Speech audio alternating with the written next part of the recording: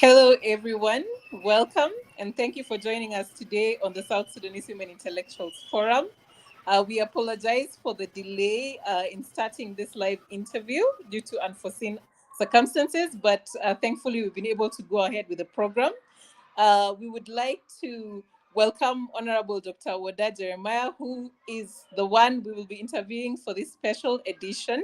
And she is a professor of animal nutrition and currently an elected member of the East African Legislative Assembly.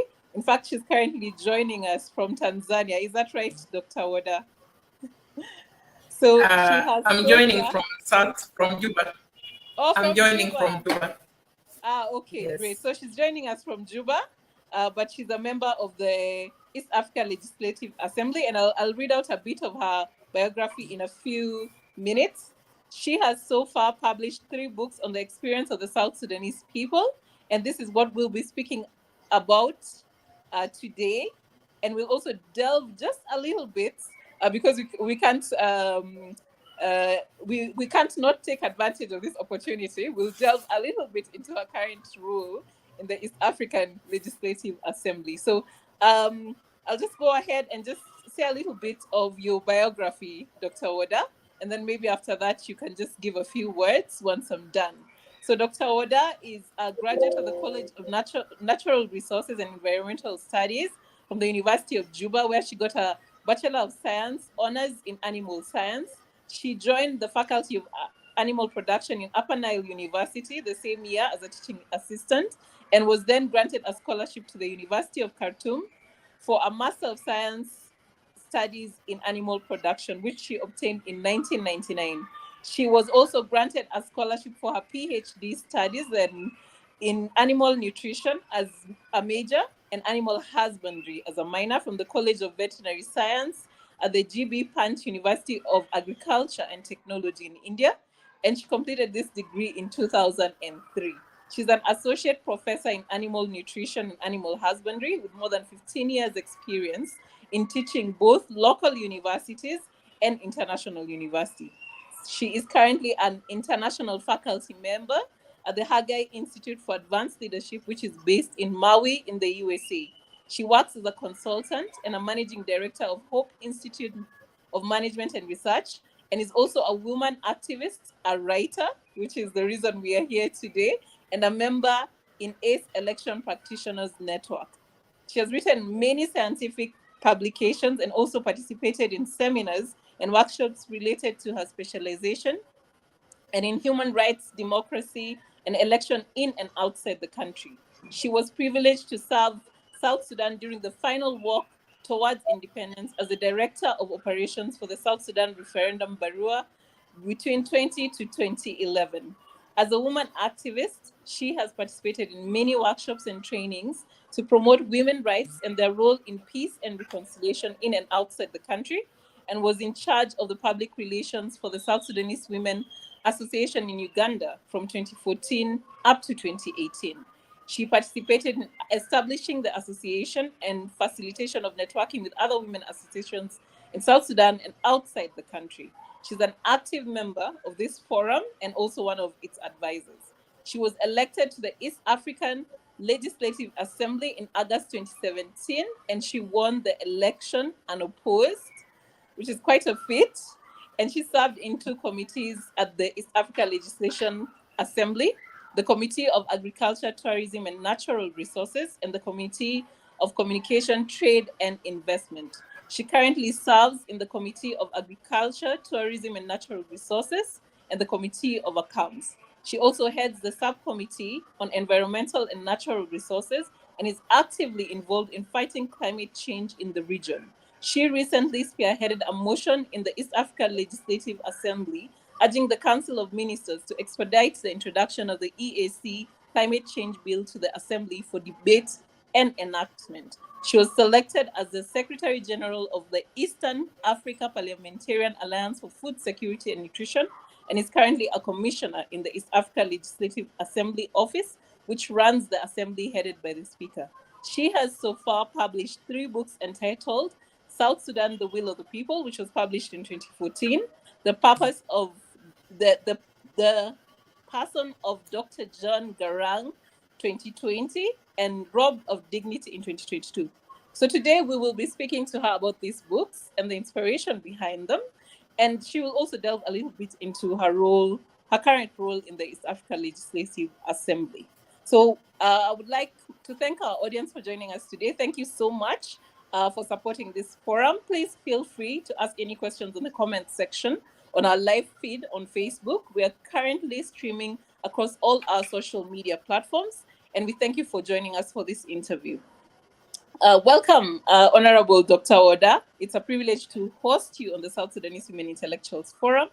Before we go into the meat of the interview, we'd like to just have you say a few words, and then we can talk a little bit about the books that you have written so far. Welcome. Thank you very much, Dr. Ann, Peter. I really appreciate you hosting me today in this very rich forum. And I really want to thank also Aisha, who is behind the camera all the time, for her initiatives and her efforts in really bringing up and showing the world that we have intellectual South Sudanese women around the globe and that we are doing a lot. I don't think I will add anything on what you have said. It was even too much. Yeah, so thank you very much. As you said, I'm a member of East Africa Legislative Assembly. Right now, I'm in Juba. We're doing a serious campaign for coming back to our seats. Great, that's amazing. You already have my vote. I think after looking through your CV and some of the things that you've done while in the assembly, I think you're the right person to actually put on that seat. So I hope after this interview, despite the fact that we're talking about books at the moment, people will be convinced to give you that opportunity once again. So we'll just go ahead. Yes. God willing. Inshallah. Yes, God willing, definitely. So 3 books is quite a feat for any writer, even those who are very prolific. What was your inspiration for writing, and is this something that you have always aspired to do? Thank you very much, Doctor. Actually, I love reading in the first place. My mother is a teacher, and my late father used to work in Khartoum University. So they encourage us most of the time to read, not just reading to study these academic books, but we really used to read a lot, being it magazines, novels, books, all this.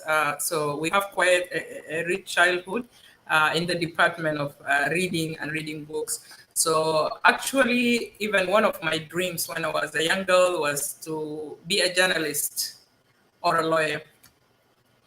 But things went on, and I've been encouraged by my late dad because I'm not bragging, but I was so good in all the subjects. And my elder 2 sisters went to arts, and he loves science. So he was pushing me, when the parents, that they want you to take this route. So I said, because I loved my late father so much, I said, it's okay, let me just go to the science, and I performed very well.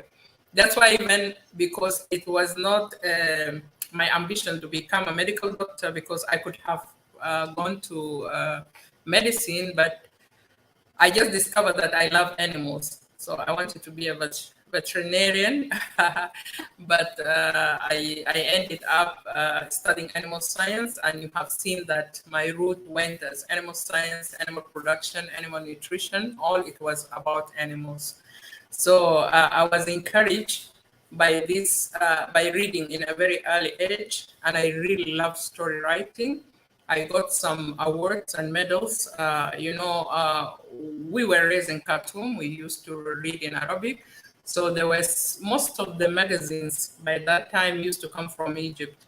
There was a magazine called Samir, Sibian, Captain Majid. All these are the books which we used to read, and I used to compete in writing. And one time I was among the winners all over the Arab world by then, and it was an encouragement. One time also, the Council of Churches in Khartoum did small writing. There's an Egyptian lady who came also. I've written a short story, and I was also among the writers, the winners that time. And they called us and just encouraged us, not taught us how to write. But I think I will give the I appreciate my late dad, because also when we used to study, he used to tell us we have to document and write anything. You can't study without putting something down.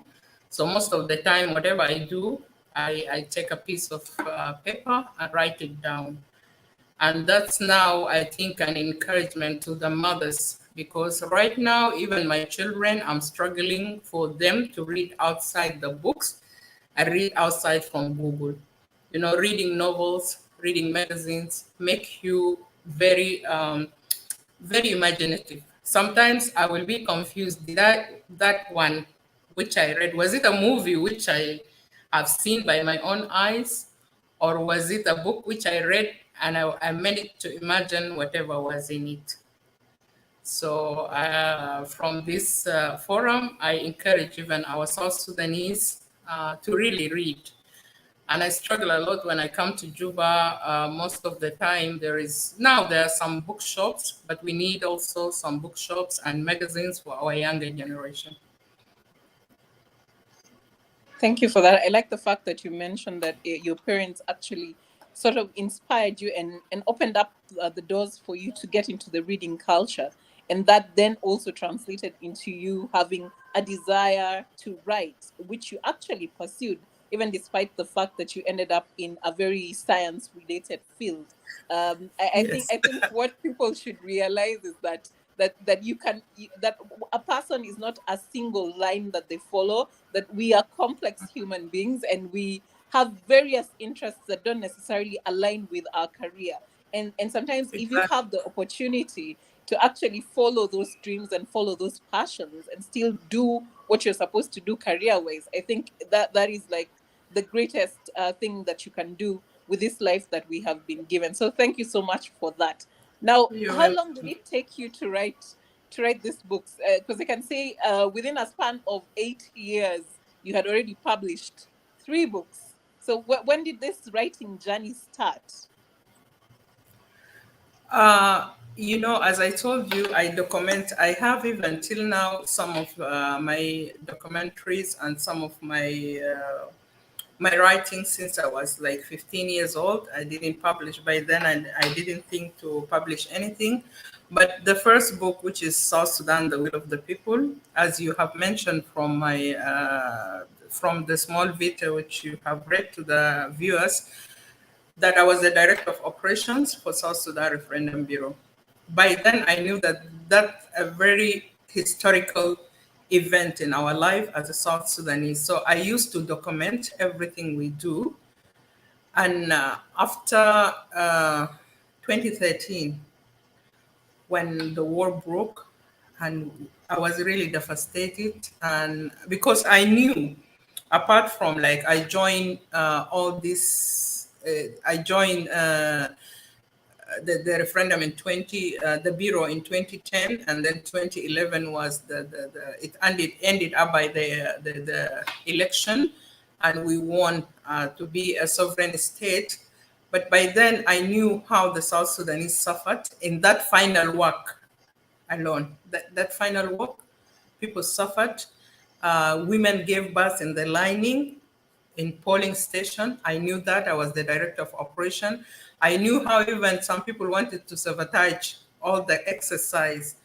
They used even to bombard our polling stations in northern Bahar Ghazal and all these things.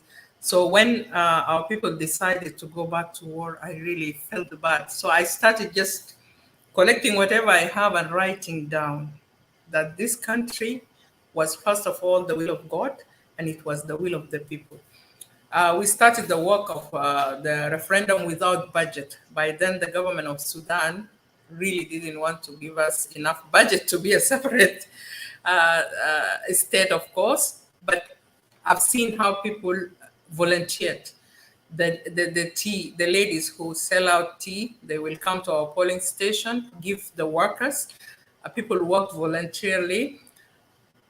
In that book, I've mentioned even in other elections, shouldn't be in the rainy season, but that was something purposely done. So what our people did, they walked by foot, carrying the polling material on their head so that they go to the different stations. So in that book, I really just narrate to the South Sudanese that this country didn't come out without sacrifice.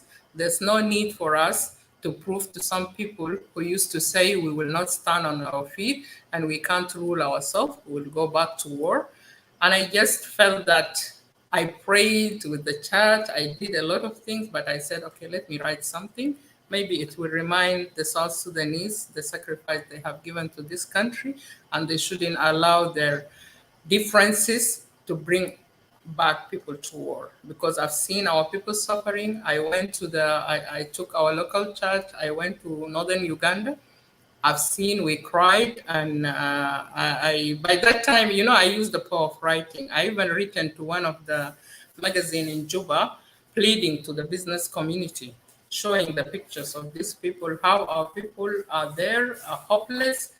The people really didn't have the pain of losing their people and losing their life and losing their property, but the pain was that we got the country which we wanted, which some of our people died for, but within 1 year and 2 years we went back to war. That was the great pain. And that was the inspiration which made me to write that first book, South Sudan, The Will of the People. Wow. I think that's very, very deep. At that time, during the voting for the referendum, I was actually in Juba for, I think, maybe the first time in so many years, because I have lived outside the country for more than 20 years. And I remember the feeling, in the air, so much anticipation, Yes, so much excitement. And in my head, because at that point it wasn't, it was a very smooth process where I was, and I think it didn't really hit me that different parts of the country were actually experiencing challenges, that there were people who were actually trying to sabotage the will of the people of South Sudan.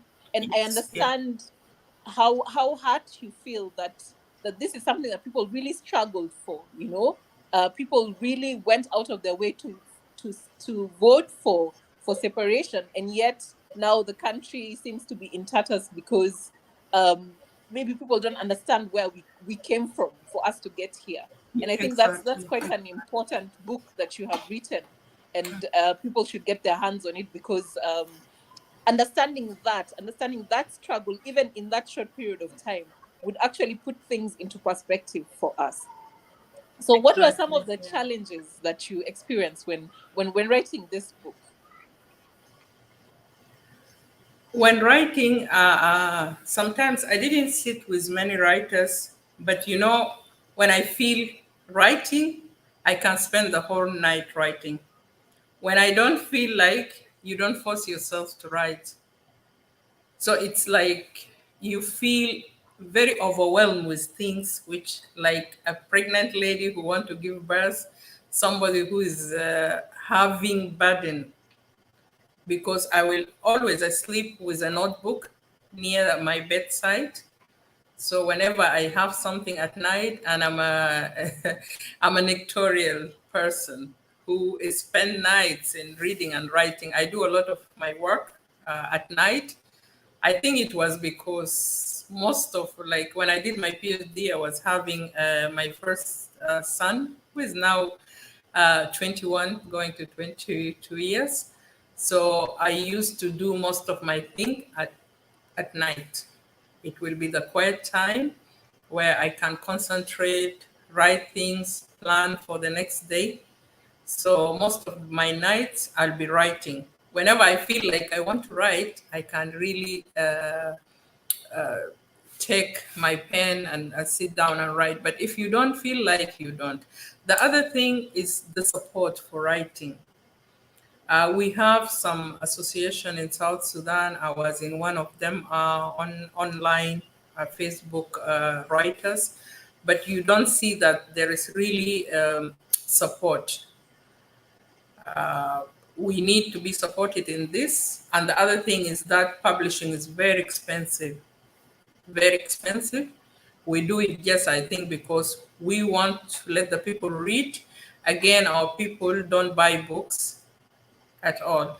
If I put this book now, it won't get, if I put my picture, I can get more than putting the book. So we have to at least support our writers. When you buy a book, remember that you are buying, you can't sell your intellectual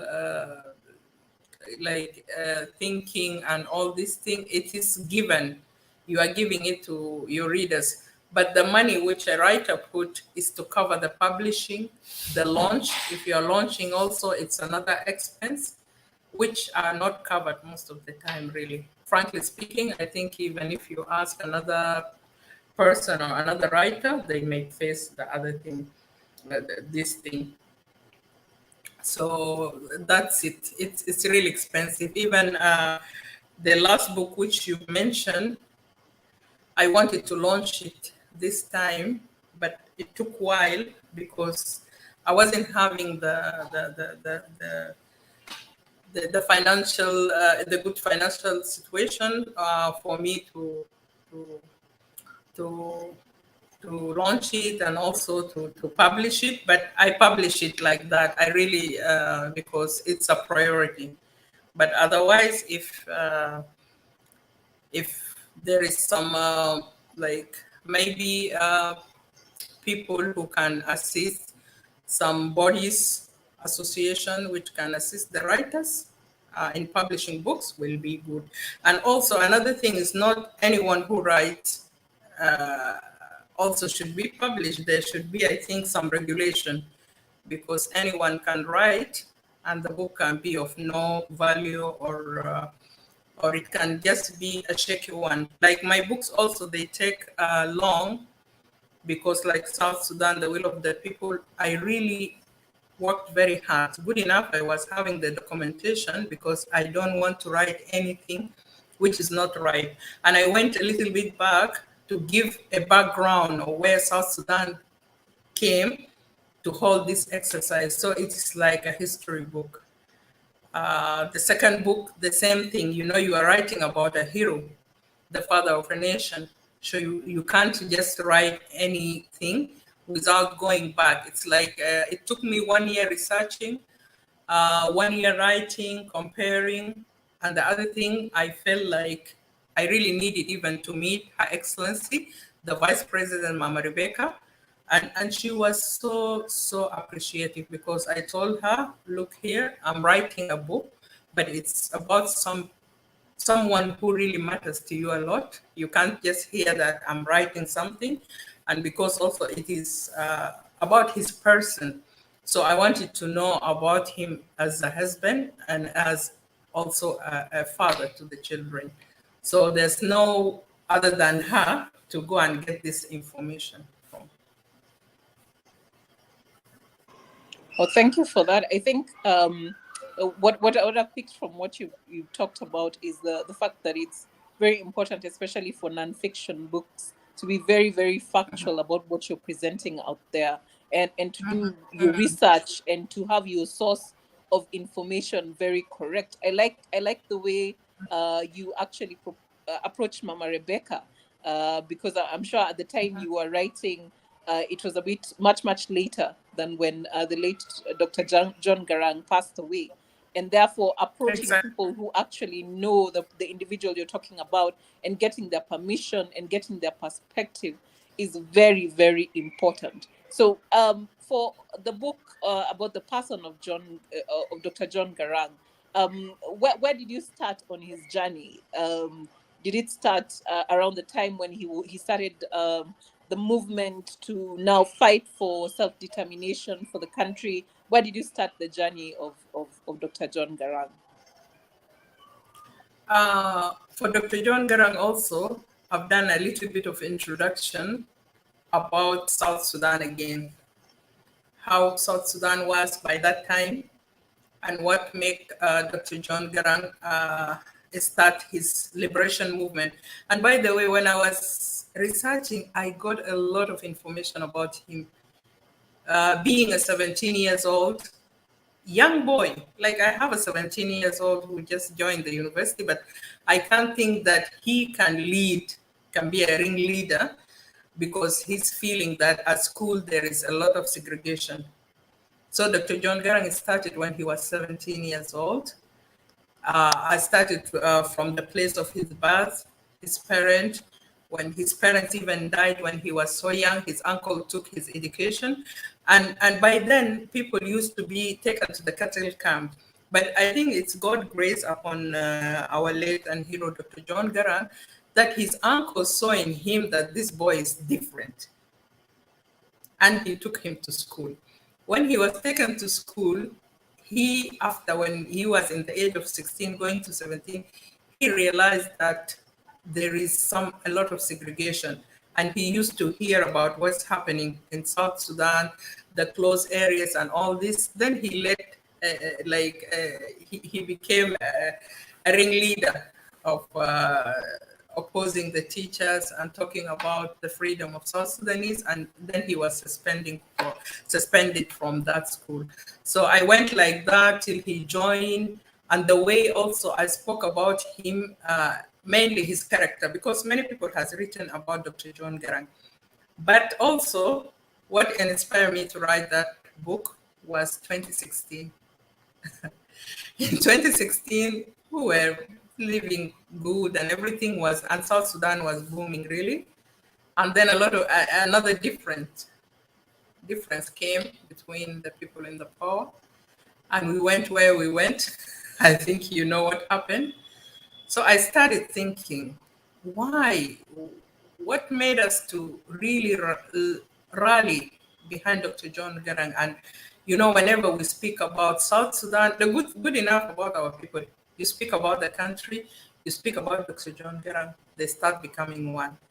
So I said there must be something in this person which really made him, by that time, people used to go to the movement, they're students, they're not being paid, they're not getting anything, and they die, but they are proud, and their parents and their families are proud of them joining the movement and also giving their lives and becoming martyrs there. So that's why what made me to study his personality, and I've seen that he was unique.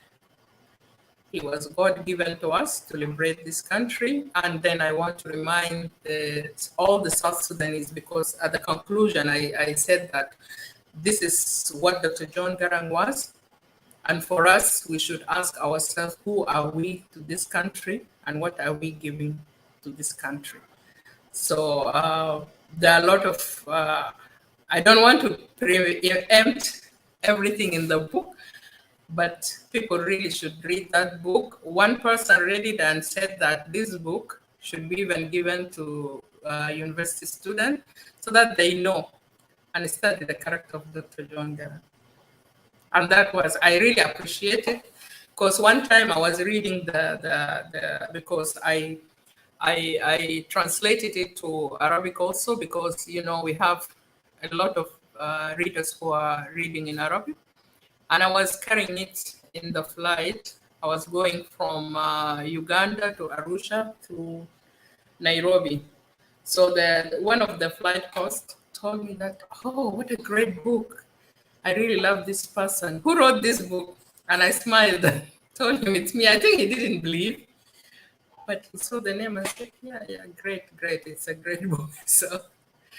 So when I get appreciation from people like this, it makes me really feel good that people appreciate it and people can get information and people can emulate that person of Dr. John Garang, the sacrifice he gave and the vision, which he never wavered from his vision. Even when he joined those of our hero also, Joseph Lago, who is one of the people, and from this forum I want to appreciate him and salute him and wish him the best in his life and wish him also a quick recovery, because I've heard that he's not feeling well. But he really have done a lot. he sent Dr. John Garang back to school, and he thought that, okay, he might not come. He came again. They sent him back again because he feared that, an intelligent young man like this and the ideas he has, he might be a victim to even those who are in the movement, because he was really young and he was outspoken. There is a letter which he wrote that people shouldn't join Addis Ababa agreement because he saw that we are being disadvantaged from that agreement. And when he was asked, our hero Joseph Lago said that he looked down, but he didn't lie. He said, I'm the one who wrote that. And in the army, if somebody's confessing like this, he might even face exclusion or what, but he never cowered. He said, I'm the one who wrote this, General, because I knew that this agreement, I'm not in agreement with it. It's a disadvantaging our people. And it's yet early for the South Sudanese to go to this type of agreement. He was so, Dr. John Garang was so clever. He was so canny. He was so joyous. He was an economist. He had a lot of characters which I've narrated there, and which also our Mama Rebecca, Her Excellency, the Vice President, agreed upon this, and she added even more of the thing. He was a good father. She told me that among all his busy schedule, if he is at home, and with politics, you have meetings at night, what he will excuse his visitors and the people he's meeting with, and he will say, I'm going to wish my kids good night. If he's at home in the morning, he will go and escort them to the bus or to the car which is taking them to school. And she even told me he assists them in their homework when he is at home. And one thing which I've learned about him, Dr. John Garang used not to sleep a lot. He might sleep average of 4 hours because he used to document, write, and do a lot of reading and do a lot of things. He was a believer also because he quoted a lot of things from the Bible. One time, because I listened to the videos of Dr. John Garang and his messages a lot, he was talking to the army about that you are the people of Kush. You are even mentioned in the Bible, and there is a man who was a very giant and also very courageous, called something the Cushite. I said, let me go and read. And I found that it's in the Bible. It's there. So some people might say he wasn't believing in God, he was not a good believer. Dr. John Garang has a Bible. When he was being sworn in as the first vice president of Sudan, he carried his own Bible, which has his names in it. And all these things I've just learned when I was searching about him. So it's really very interesting. And he was a good husband. Mama Rebecca Garang, the vice president, she said she was married when she was young. She knew him when she was 17. She got married after 1 year. And she said because she has been loved by her father so much, she feared two things: a husband to beat her and a husband to bring another wife over her. But he never did this in all his life, and he stood by her all the time. She said, like, when they used to bring people, and she's the one to accommodate their families and settle them down. And that's why the naming Mama Rebecca came. The people called her Mama Rebecca even when she was really very young, because they saw in her the mother of the nation. But she said whenever somebody will say that Mama Mabur or Mama Rebecca did this, he will say maybe something made her to do this. Then he will come and ask her later on. So he really stood by her. And that's why she's saying that by till now, she doesn't look at him as somebody who died. I think he's with her. And that's why she even told me she's just wishing and pleading to the South Sudanese that the country which he sacrificed and laid this foundation, we shouldn't really spoil it, because she told me that this country was built on love. and a great love from him, to the extent that he gave his life, and he sacrificed a lot of things, because she said most of the time she also is to be appreciated, because she never left him. She said most of the time, if she's not with him, it means that she went maybe to Addis to give birth or something like that. But most of the time, also, she was on his side. So I think it's a great life to learn from.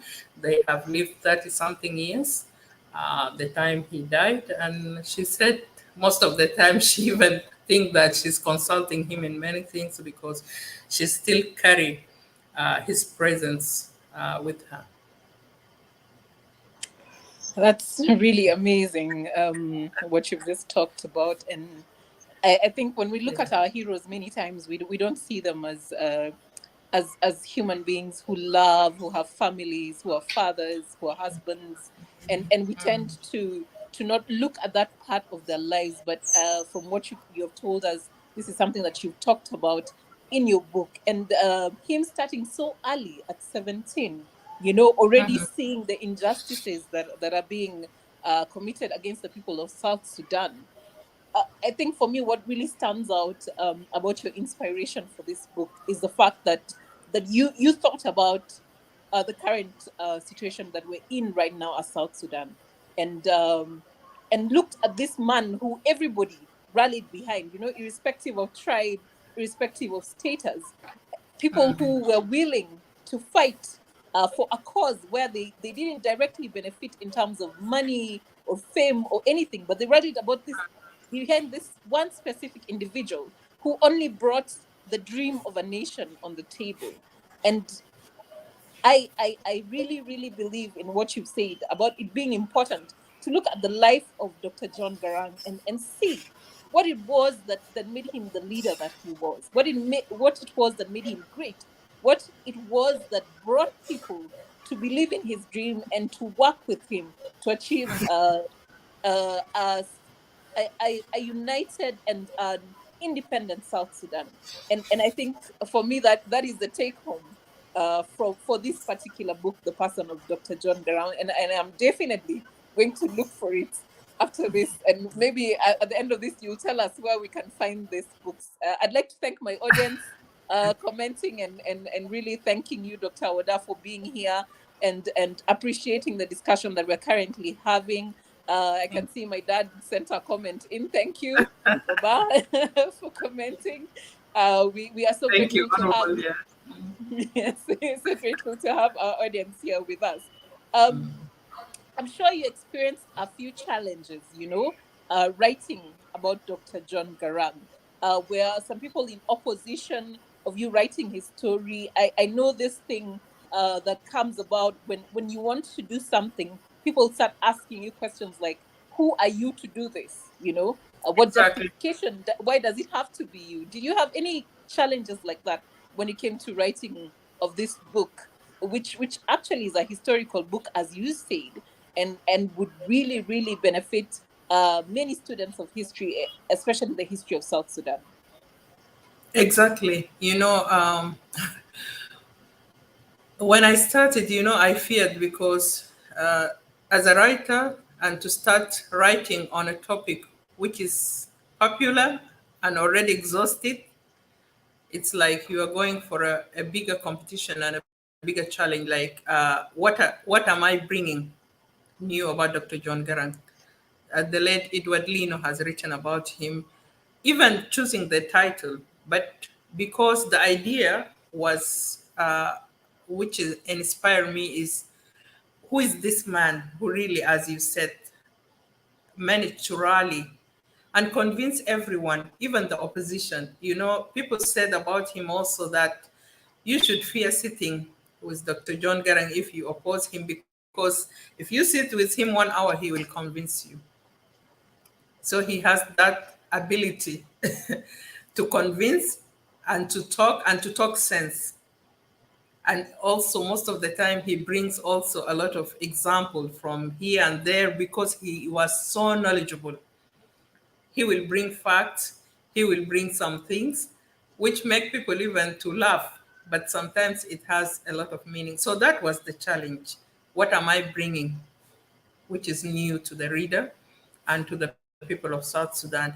And I think because I focus on his personality, which made him the man he was, that book gained a lot. And it was published by Rafiki publishing agent. And they really, the book got a lot of popularity and publicity, especially in Cairo and in Khartoum, because there was a book exhibition which they took the book there, and they took it to the Cairo book exhibition also. And I got a lot of comments from people that the book was really being popularized there. So that was one of the challenge. And the other challenge which faced me is meeting Her Excellency, because I didn't want to finish the book without adding this. So I start, it takes times to write. So I started when even she was not in the country, and I tried to reach, with the big people, to reach them. Though I knew her because at the incidents of the death of Dr. John Garang, me and my husband, we follow the movement a lot. So we happened to go with some relatives to where she was to pay our condolences. And even before that, when the Nivasha agreement was signed, we happened to go to Nivasha and attend it on our own, just like being excited. Okay, there is a peace agreement, and then we went there. So it was really, that was the challenge. Even the publisher was telling me, "Doctor, the time is going. I think we can wrap up the book like this." But I said no. I need to I need to meet Her Excellency, and I need this part is very important for me to know how Dr. John Garang was at home as a husband and as a father also. And she really, I appreciate. She gave me maybe more than 2 hours. We sat, like, I learned from her a lot of things, and I'm so appreciative the role also she played in assisting him, because I believe if she was not supportive, he couldn't achieve to what he has achieved. And it's the reason with the other people, of course, the stakeholders, each and everyone who gave their life and who supported, even with our president, his Excellency General Salva Kiir. I used to watch, as I told you, the videos when we were still teaching in Upper Nile University. By then in Khartoum, these videos used to be like, you don't just move with them because they were like something forbidden, but we used to see how these people really struggled and how they were suffering. Some of them were injured, but they still push till we get our country.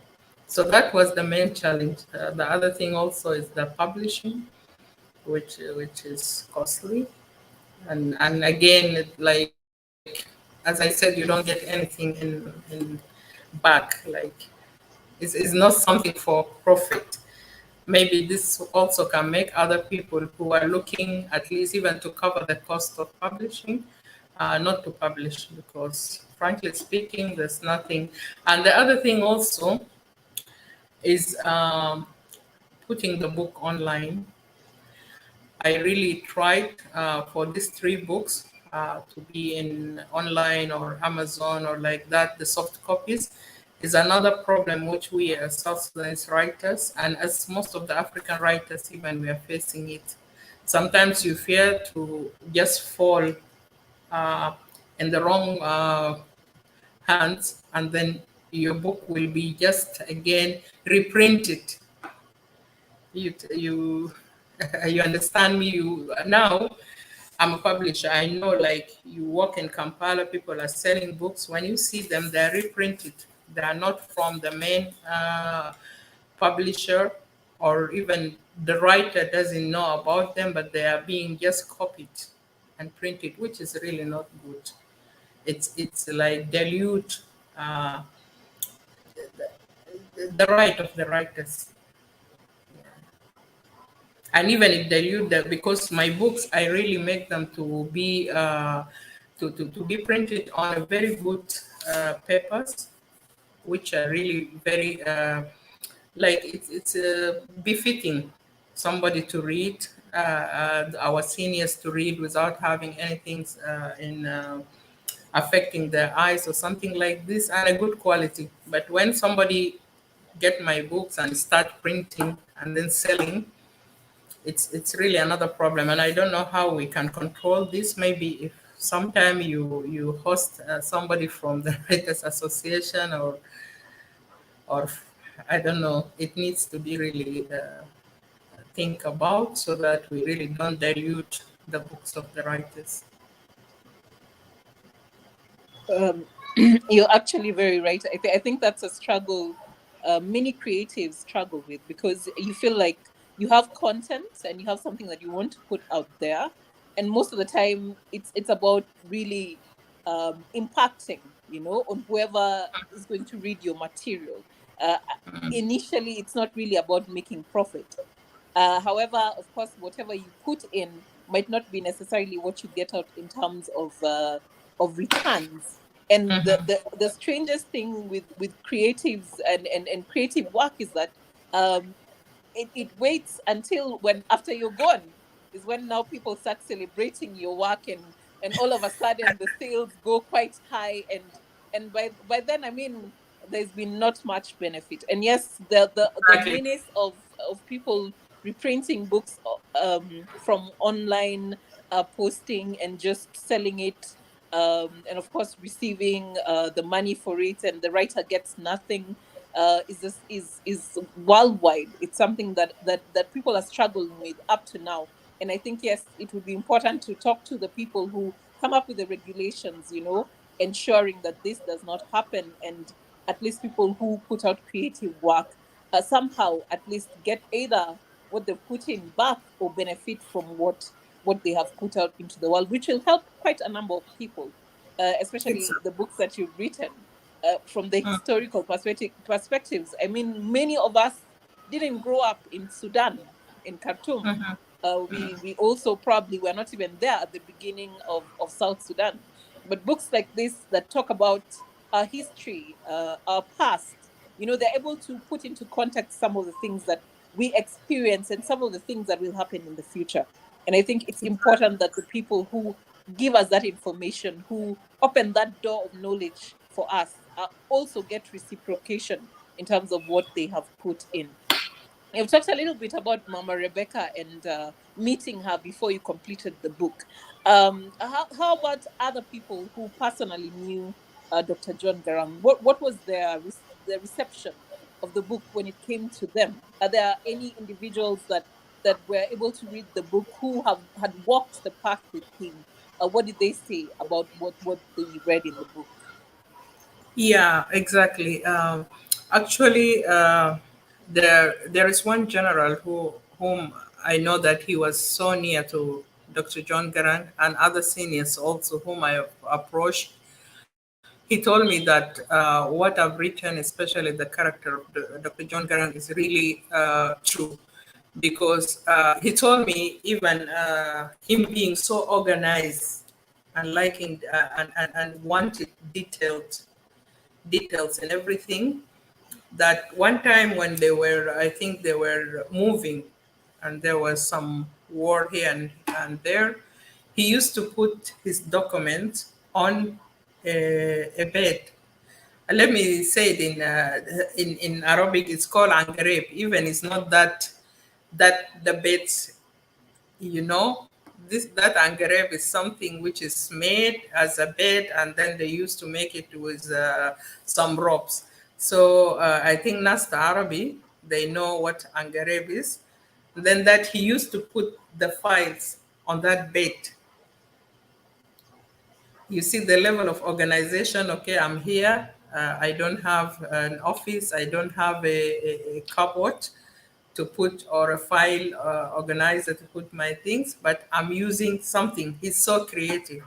So he told me that that's how he kept the records of everything. And I think it's upon our, maybe the Ministry of Education and the Ministry of Culture, to put down all those things. Even like right now, I'm so glad that the Ministry of Culture is trying very hard to make a museum to us. to put all this historical thing.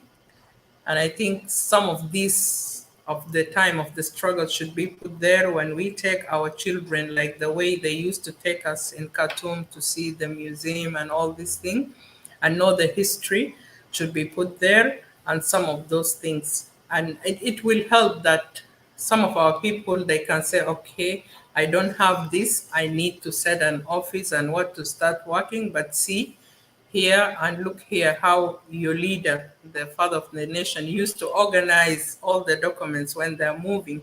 And I think also there are a lot of videos which really used to be put, they can be put like a series of or a serial on the TV. Life, it's their life. You will see the president, his excellency, you will see most of our ministers, and those who are alive now, how they really suffered, how they were like sometimes even pushing vehicles, those war vehicles, all these things.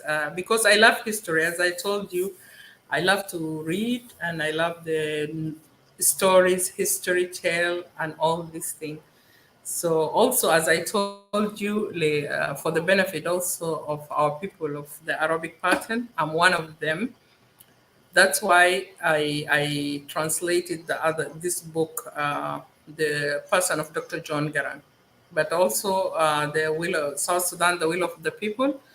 I'm going to translate it, and the last book, which is the recent one, which is Robbed Dignity or Robbed of Dignity. ده كله أنا هترجمه عشان الناس بالعربي برضو يقدروا يستفيدوا منه because we shouldn't disadvantage one section and they're the majority. الناس اللي قاعد يقروا بالعربي, and me also I studied in Arabic, and whatever I've read as novels and as those magazines, they were in Arabic, there are many good books which really help. I still read them. When I go to Egypt, I go to these Arab countries, I read because they have a very good storytelling and novels in Arabic. I read the English ones also. They really help. So we should encourage both also because it's an advantage, by the way, for us as South Sudanese. Whenever I go to East Africa countries, I go abroad and tell them I know Arabic, people really get surprised, and it's really an added value. We shouldn't get rid of the Arabic, and instead we should take it as an advantage. And then we develop the two languages, even the three. Kiswahili is coming on board, and many South Sudanese know it. Being in East Africa, of course, we have to learn it. Thank you so much for that, Dr. Oda. Maybe as we now head towards winding up, you can tell us briefly what Rob Dignity is about. I'm interested in hearing it because I think for the past two books, what you've talked about in terms of your inspiration has completely blown me off because I was expecting something completely different about what drove you to write those books. So tell us about Rob Dignity. What is the book about? And what was your inspiration for writing it, and some of the challenges you have experienced and the reception that you got from the book for those who have read it? Okay. Robbed of Dignity, actually, all of them, as I have some very strong inspiration for it. It's already published, but no one read it. I just read some part of it to some audience because I want to launch them together, but I became busy with the campaign and the elections which are going on for our second term in Yala. In 2018, 2019, I think.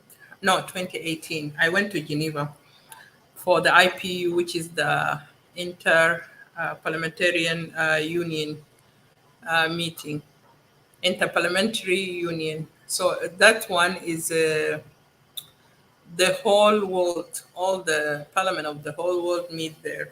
So I was there with some of the colleagues from the East African countries, and one colleague was from East Africa. I will not mention the country, and she thought I'm not a South Sudanese, so we were going together.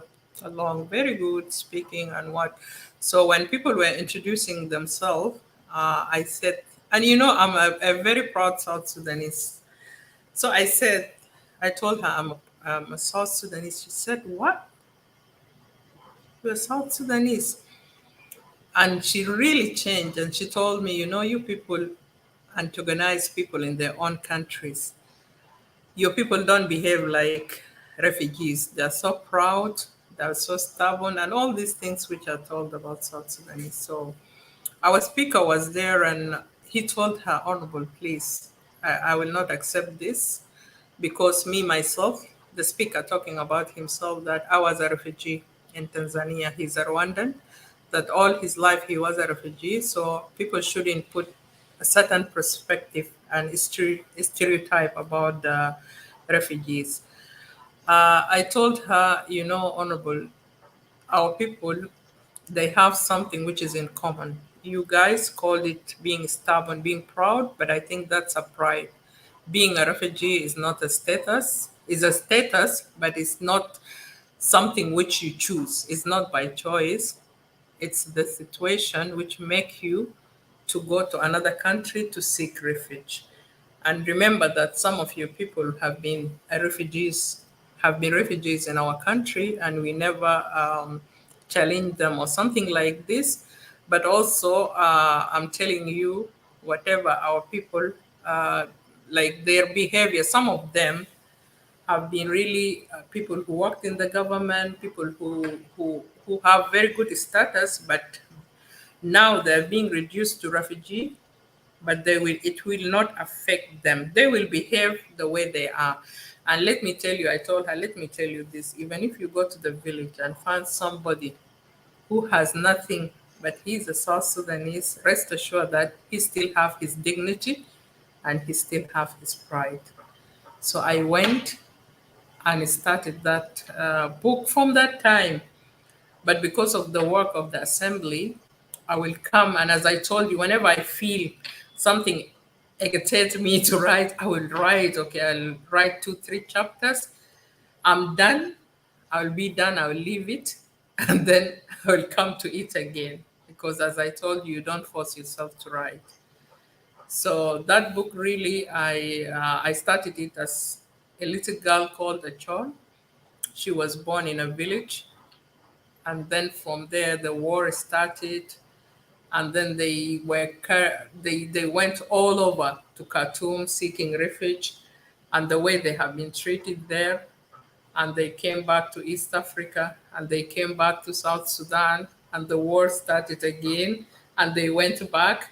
So it's like a life of an average South Sudanese who lived in Sudan, who lived in a southern Sudan, and then went as a refugee, as not a refugee by then, went as a displaced person, but was not accepted because the way he is, and his ethnic group and maybe religion, and then went to other countries and also faced this kind of the stereotype, and then it's just the book is ended by that, let God really look at us, and let us be in our country, and save our people from being embarrassed and being humiliated everywhere. So that's the inspiration. And I have something which I wrote also. I'm not a poet, but that time when I went back in Geneva and went to my room, I wrote it. I just find myself taking my pen, and in hotels you have this small booklet they give you near your bed, and I wrote this poem. And when I gave it to the publisher, I was so like, I said, will they throw this that it's not up to be a poem or something like that? But he told me, you know what? This is something which you feel, and we'll make it to be a part of that robbed of dignity. So I think before we close, I will read that poem, which is called South Sudan. That's amazing, Dr. Wada. Before I was a doctor, a medical doctor. I think I was a poet, in fact. the reason I ended up meeting Dr. John Garan was because of poetry. Imagine, writing is what made me meet Dr. John Garan, and for you to have written about him and to have written about our experience for those of us who grew up in exile, and the disrespect we faced, and the hatred, and the injustices and insults. I think it speaks to me a lot. In fact, I think that last book would actually really speak to me a lot, because it's something I identify with, because it is the life that I have lived outside South Sudan. So I look forward to you actually reading that poem as we wind up. So I'll just ask you a few other questions Okay. about your experience in the East Africa Legislative Assembly, and then we can end with that poem. I, Exactly. I'm sure it's amazing, and yeah, I want to hear what exactly you have to say. So, someone would wonder how a professor of animal nutrition, crossed over into a role as a representative in the East African Legislative Assembly, and into writing about the experience of the South Sudanese people. But what is the story in short behind this crossover? Because there's a way in Africa we are brought up very strictly when it comes to careers. Like, you're told, okay, if you're a doctor, you're a doctor. If you're an engineer, you're an engineer. And it seems either the crossovers are not respected or they're looked down upon. How did you do this? How did you cross over from that career path into representing our country in the East African Legislative Assembly and writing about basically the experiences of our people? Yes, that's the question people ask me most of the time. And I tell them maybe if I was in the South Sudanese, I could have been still associate professor and going on the ladder of academics. But feeling for my people, first of all, feeling the injustice, as you said, made me really to stand for my people. And most of the time, I don't like to be looked upon from some people, like seen as inferior. And this has happened most of the time. So I stand for myself and I stand for my people. Always I've felt for I have feelings most of the time to my people of South Sudan, and whatever they have been like known all over the world. I don't agree with the people who say that, but I think that's the number one reason. I remember when I studied in Khartoum al Jadida, and then when the South Sudanese used to come, there is a place called Remela where they put the displaced people, and we'll come by the school bus. Our school was a very big school by then. There were two big secondary school, Khartoum al Gadima, Khartoum al Jadida. So the girls in the bus, they will say, I'm a Junubin Dale, I شوف الجنوبين, look at these people. Yet I'm a South Sudanese. I've been born in Khartoum, I've been raised there, but I never forgot for 1 minute that I'm a South Sudanese. So I really felt bad. And I used to see them also because when they came, they were sick, people were dying. They were like, they can be just wondering where to bury their dead person. They will see dead people, they will see grave. When they go there, they will be chased because, because of the different faith, they are not allowed to be buried in those graveyard. They didn't understand Arabic, even when they are told that they couldn't understand many things. So that suffering really made me to feel that I have to do something.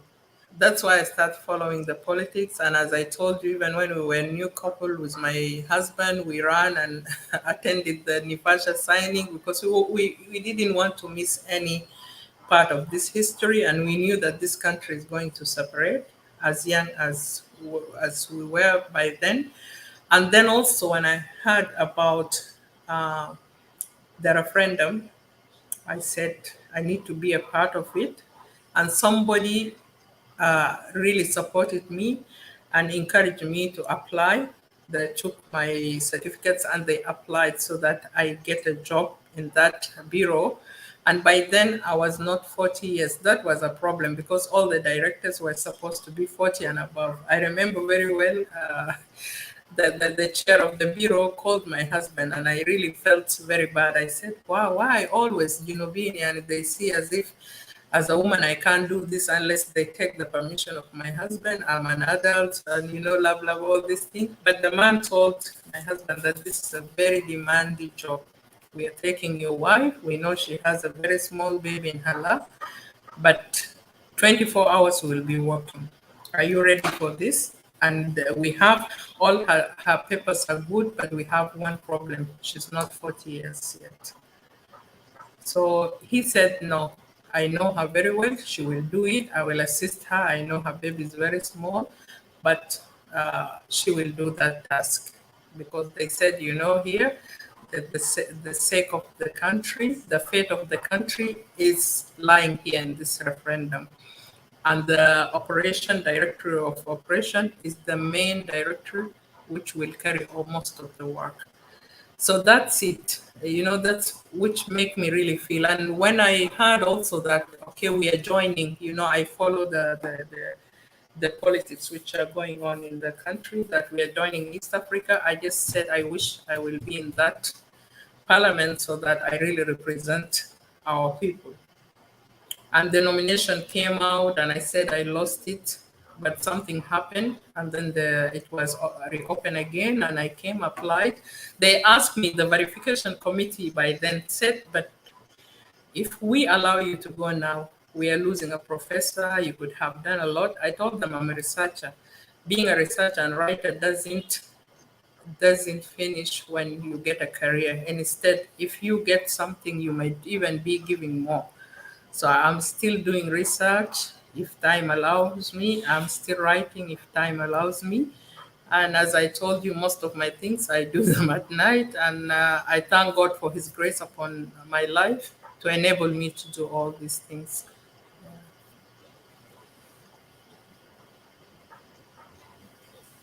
An important thing you've mentioned, I'm just going to put it out there. I'm sure people will come for me for saying this, but I think your husband has basically shown us what people usually say, that an ambitious and driven woman, or someone who really wants to impact the world as a woman, has only two options: either a supportive partner or no partner at all. And I am glad that you got the support. I know people will come for me for this, but it's actually the truth. No, So but I think it's a truth, Doctor Anne. It's a truth. yes. My husband is so supportive. Whenever even I want to give up, he will tell me, no, don't give up. I know you can do this. And right now, even he's supporting me in this very big competition of this election. And I know that I'm so blessed and I'm lucky to have him by my side. Thank you so much. I actually send him our thanks, because at least that Okay. has been said on a very huge platform like this. I hope the men are listening and the young ladies are also listening, that you have to look for people who will support your dreams and actually embolden you to follow the path that has been set for you since the beginning of time. Now, as a Exactly. representative, And as I let said, me add, yeah, yes. Dr. Anne, let me add something here, because most of the time when they call me in these communal events, I tell them and I tell the parent, you encourage and support your daughters, because in the future, whoever being like you, I know you are supported by Honorable a lot, and we thank him for that. The girls who are supported by their fathers, they always become leaders, because if a father tell his daughter that you can do all things and there's nothing which you can't do, no one or no man who will come in the future and tell her you can't do. But if the parents segregate, and remember that, the first love in a girl's life is her dad. So even when she gets married, she will look for a person who is like her dad, who will support her, not a person who will kill her dreams and dump her. You're very right. I should have included the fathers in this conversation, based on the fact that my dad actually commented on the show and Yeah. congratulated the both of us. Thank you, Baba. And yes, our fathers are important, and also the men that end up in our lives are very important in terms of encouraging us to go for what we can do that can bring changes in this world. Now, when it comes to the East African community and the East African Legislative Assembly, what do you, in view of your role there, what do you envision for the future of South Sudan and the South Sudanese people? And what are some of the achievements you can say you've been able to bring during your tenure in the East African Legislative Assembly? That's a big question. I don't know if Aisha will give us some time to cover it. I think I First of can all, convince her to give us like 20 more minutes and then we can end yes, because in 20 first of minutes. all, being the first members to go to South Africa, to go to the East Africa Parliament, it was not easy for us, and we had a very big role to play, is to lay the ground and to cement the presence of South Sudanese there. Because as you see, you said you have been raised in the East Africa, and you know that how competitive that region is, and most of us are new. Even none of us was a member of parliament before, but I'm very sure, and it has come also from the Secretary General of the ESC and from our speaker, who really came and appreciated the role which we are doing and we are playing in East Africa. He even came to the president and told him that, Mr. President, you have very capable team in Arusha and they're doing great. And Mr. President wasn't surprised because, as our speaker said, that your president is so intelligent. Speaker told me that he told me that these people have been there before the country.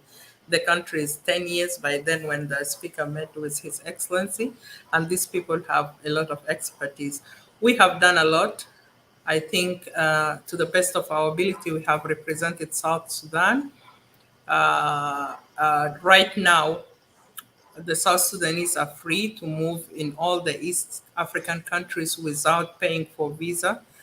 All our students are free to study, likewise, all the East African students, and also for treatment.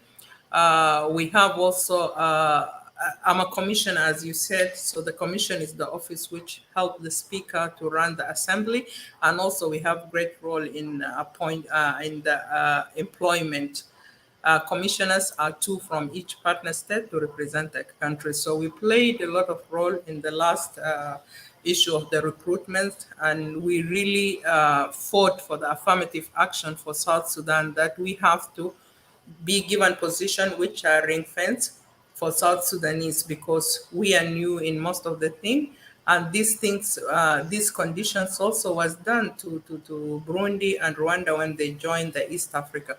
So during the COVID-19, the two labs and the technicians who came and were helping us.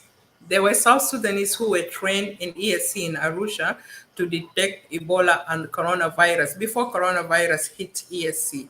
So when the period of the lockdown, all of us were sent to South Sudan, and we came. Most of the people said, "Don't go there; you will be locked out there, and your children." What? But I came. I said, we have vowed and we have been sworn on our Bibles and our the books which we believe in.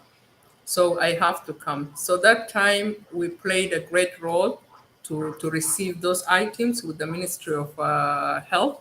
And this has helped South Sudan a lot. Imagine who could have carried the burden for our sample to be sent to another country when everyone was battling for their life.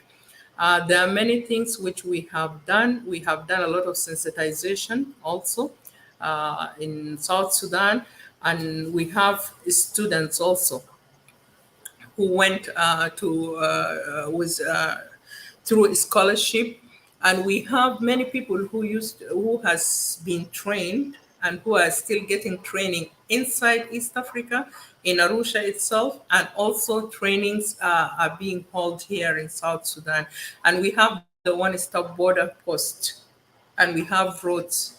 some of the roads which are being started. So we had a lot of things which maybe I cannot cover them here, but these are benefits. What and also the open market. Now we can also export, we can also import.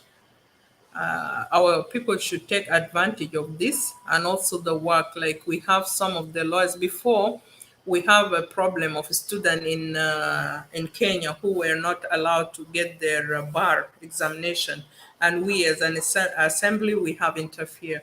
Apart from the individual parts and individual roles which we play, if somebody called us, okay, I'm in this country, I'm facing this, and we give them the rules and regulation. And also sometimes we call some of our colleagues from this partner state, hey guys, we have our students, we have our people, we have our big person there, he's having this problem, and they will run and solve this problem.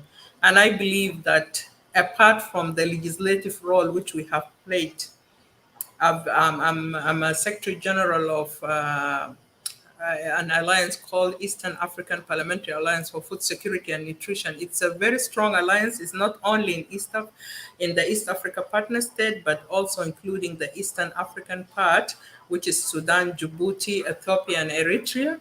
And we are playing great role in enhancing the role of parliamentarian in enacting laws which favor nutrition and food security. And also we are playing great role to encourage the parliamentarian to pass adequate budget to agriculture and livestock. And also I've moved a lot of many motions, and I have private member bills, which will be a regional bills on livestock in the ESC, which is my specialization. Thank you for that, Dr. This is Wada. yeah, We're really just to grateful to mention the few. we are very grateful for what you have achieved while in office in the East Africa Legislative Assembly.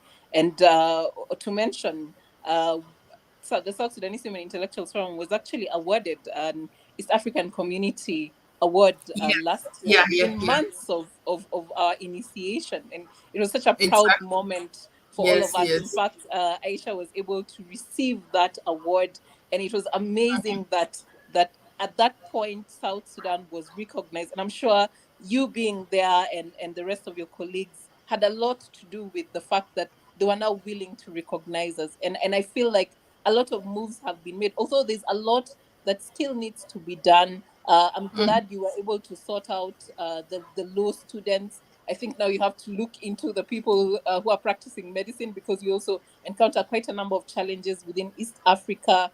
The issue of work permits for people who want to work within East Africa. And it's gotten to a point where we feel that South Sudan is actually not being treated the same as other East African countries. And that is something that probably you and those of your colleagues who are within the assembly should look into, so that across board, then that all the countries that belong to the East African community don't feel like they're being discriminated against in different areas when it comes to the working together of the East African region.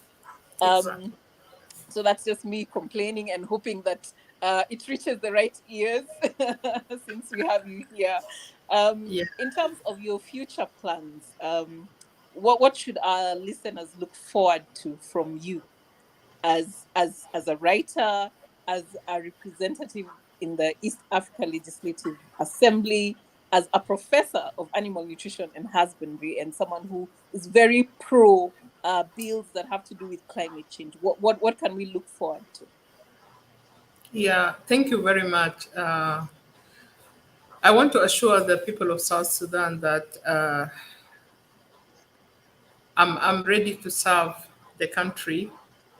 It's still in the ESC. That's why we are running the election, because I believe that there are a lot of things which we still want to achieve in that region. And also, we have gained a lot of, me personally, I have gained a lot of expertise. I know now the regional politics and many things inside there. So I'm very sure that if I'm given a second chance, I will do great things. And I will move a lot of things because in my heart, I want to see South Sudan map in the heart of the East African countries.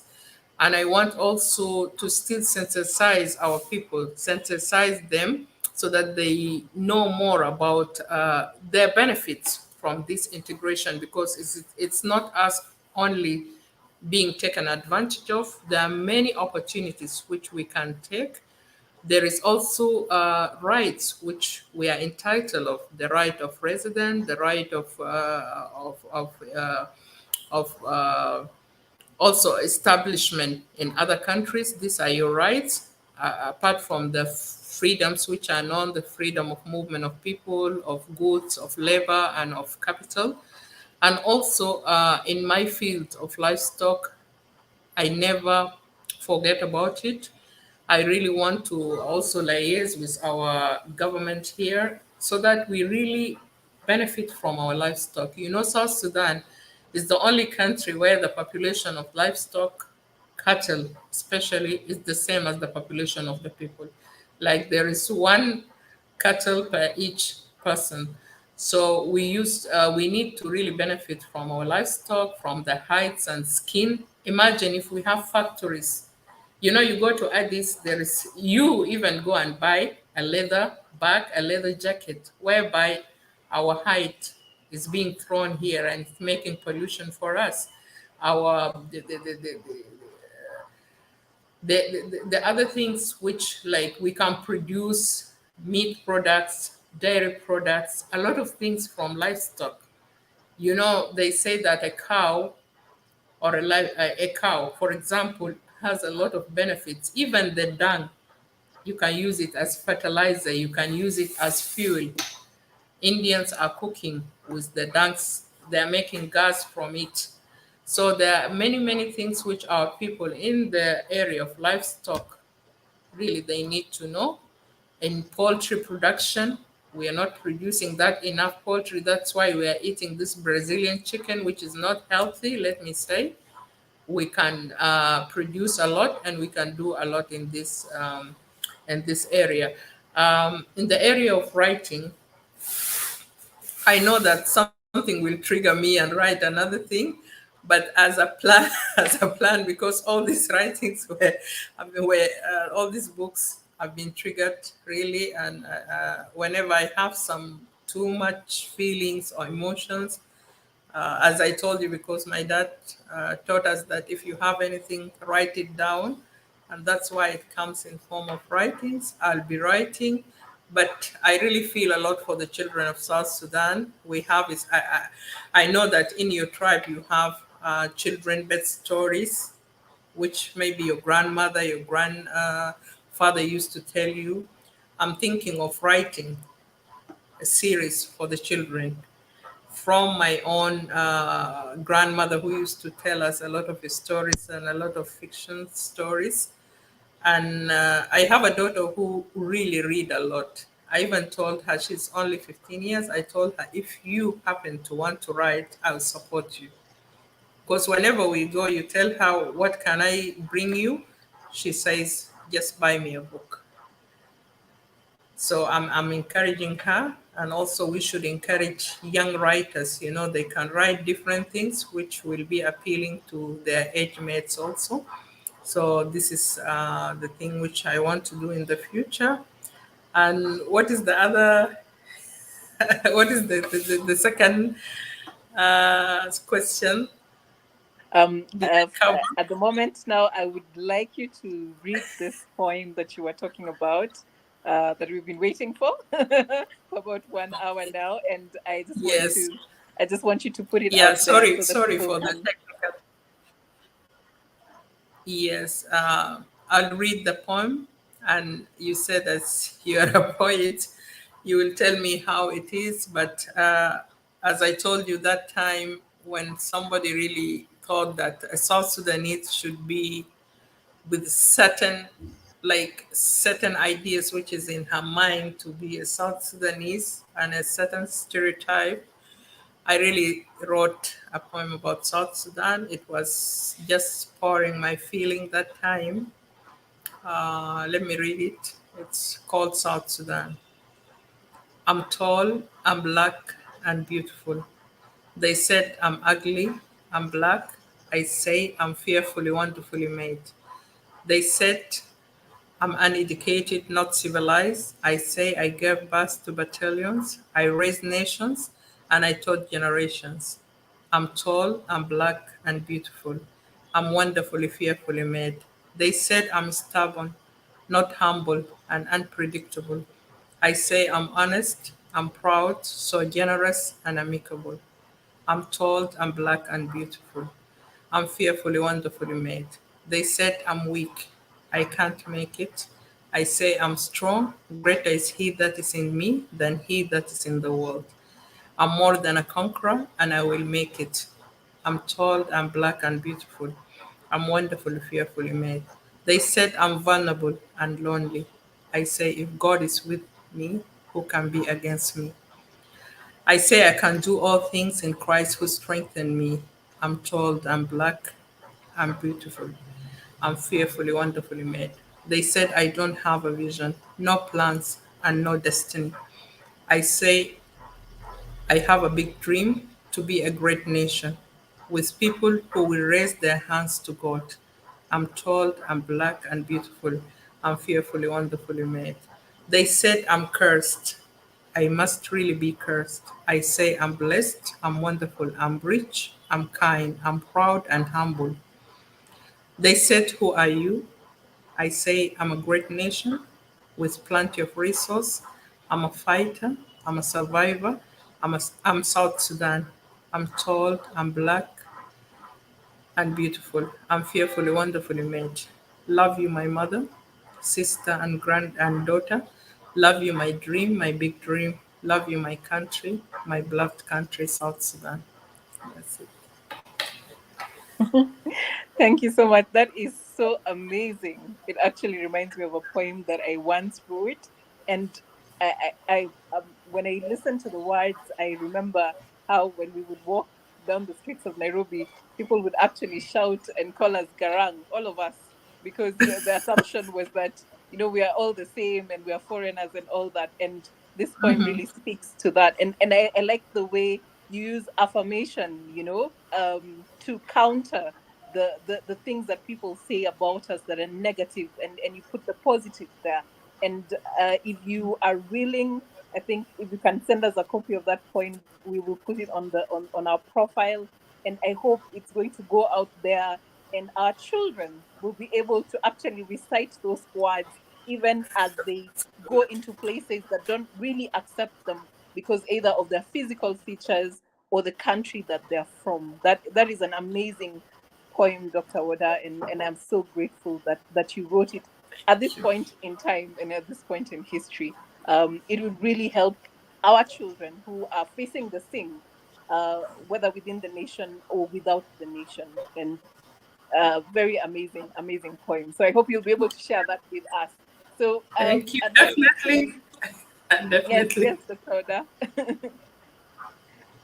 I would like you to just give us a last word, directed to the listeners, to encourage anyone out there who would probably like to follow the path that you have followed in service to the people of South Sudan, and also in writing about the experience of the people of South Sudan. What is the last word that you would like to give the listeners who are currently on the show right now, and those who will be listening in later? Uh, First of all, I really once again wants to thank the forum for really hosting me many times and at this time exactly, and giving the viewers and the readers who will read the books an idea about these books. And I just want to encourage each and everyone that if you have a dream, don't let it go. You stick to your dream, work very hard for it, pray for it, because we believe that everything comes from God. And really, I believe that if you work very hard, you will get the benefit. And whatever God has predestined to you, it will happen. Remember, I told you I wanted to be a journalist and a lawyer. Now I'm a legislator and I'm a writer. And then I have whatever the scientific career which I have. So follow your dream. Writing is a very good thing, because if you don't write, if you're a real writer and you're drawn to write, or you're a poet or all these things, you will deny your community, and you will deny yourself from benefiting from you, because we believe that if God has raised you, educated you, and gave you qualities and qualification, and gave you skills, it's not only for you as a person, it's for the benefit of your community and for your country. And the last thing is that I want to tell each and everyone that let's really love South Sudan. Let's really have that thing which unify us as the love of South Sudan, because this country need us, and this country is like a baby which we need to nourish. We need really to work very hard, and we need really need to sacrifice and put our hands together so that we develop it and raise it, because we have been blessed by many things. And we really thank God that this is a very resourceful country, which the outsiders see it like that, but sometimes we are blinded to see all the resources and all the benefits which us we can get from this country, and we can benefit each other and develop it. So my plea to all the viewers is that let's love South Sudan, and let's have that heart which give all the time towards the country, because this country has really given us a lot. Thank you so much, Dr. Oda. It has been an honor to host you on the South Sudanese Women Intellectuals Forum. And we are so grateful for the milestones that you have achieved on behalf of the country in the East African community.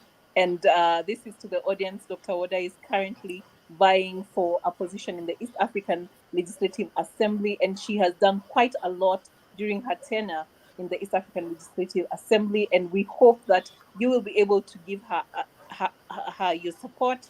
As for me, I would say I'm very inspired. And despite the fact that I'm in a medical career, maybe one day, because of people like Dr. Oda, I may be able to divert a little bit and get into a You're career where I welcome. can represent my country. Thank you so much for the inspiration, Dr. Oda. And we are Yeah. also very grateful to the East African community for opening their arms and receiving us, and allowing uh, people who will represent us, like Dr. Oda, to sit in the Legislative Assembly, making laws that will benefit each and every person in the East African community and the East African region. I want to thank our audience for joining us today, and I also want to thank Aisha, who's behind the scenes today, who has been a very, very huge strength for this forum.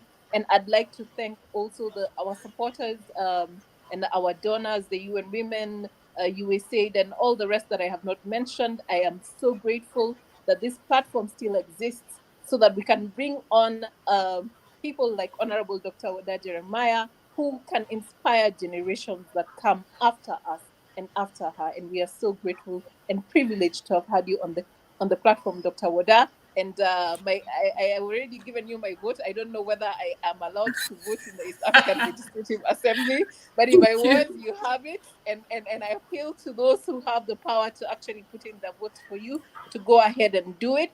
And I hope that you're able to achieve much more as you go on this journey of representing our country in the East African Legislative Assembly. Thank you so much for joining us, Dr. Yeah. Wada. It's Thank been you, an honor. doctor. Yeah. It's been an It's honor. an honor Thank you to me so also, much. doctor.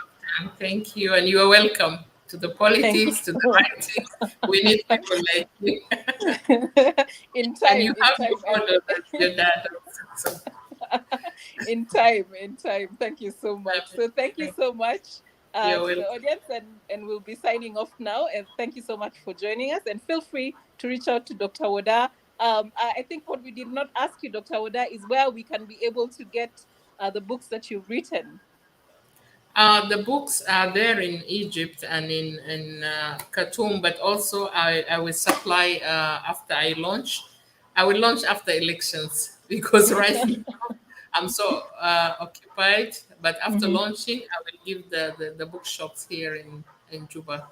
Yeah. Thank you so much. Thank you so much. We look forward to that, and we look for. South Sudan, the will of the people have been there because it has been launched in 2014, so it has been there in the bookshops. But I made the new edition which has the map of South Sudan because some readers from outside the country they said everything is okay, but they needed the map so that they know when I talk about Eastern Bahar Ghazal, when I talk about Sudan, they Mhm. know how Sudan was and how South Sudan is now and the region in South Sudan. That's why in the second edition, I've added the map of South Sudan. Okay, thank you so much. So there it is. You've heard it from Dr. Oda, where you can be able to get some of the books that she's written, and she'll be doing a launch right after you vote for her to get back into the East African I like Legislative that one Assembly. after when I vote. I've actually become your campaign manager, but yes, please, Uh-huh. of course, we would love if she could represent us again. And please consider that if you're able to reach out and even talk to her father and see. We allow people to individually decide whether they are willing to support her cause and the fact that she wants to represent us again in the East African Legislative Assembly. And I'm sure she will welcome all your questions. And if you need us to host her again uh, for that particular part of what she does, then we'll be able to do that. So thank you so much, Dr. Wada. And I wish you all the best as you Thank vie you. for the position in the East African Legislative Assembly. Thank And I hope that we are able to give you another opportunity to also thank achieve more for the South Sudanese people. Thank you so much. thank you. You're welcome. Thank you. Thank you so much, everyone, and goodbye, and see you next time on our next session on the South Sudanese Women Intellectuals Forum. And thank you for joining us today. Bye bye.